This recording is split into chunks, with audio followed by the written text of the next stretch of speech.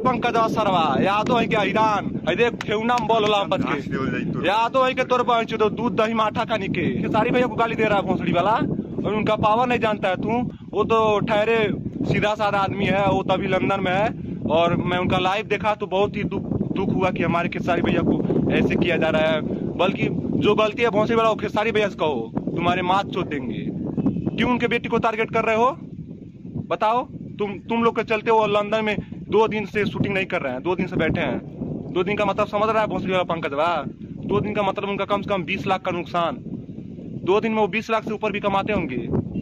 तू भोसड़ी वाला अभी खाने पीने का औकात नहीं है। तू भोसड़ी वाला गाना गाते उसका भोसड़ी वाला खेसारी भैया के पीछे पूरा दुनिया है और हम लोग सपोर्ट करते हैं खेसारी भैया को।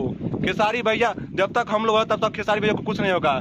खेसारी भैया को कुछ कहने से पहले हम लोग से तुम लोग को सामना करना पड़ेगा। भोसड़ी वाला पंकज रे मादर चले जितने भी खेसारी भैया जी के फैन है वो सब खेसारी भैया को सपोर्ट करते रहे, ताकि खेसारी भैया लाइव में आकर वो खेसारी भैया खुद रो रहे थे तो ऐसा मतलब सब लोग सपोर्ट करते रहे खेसारी भैया को।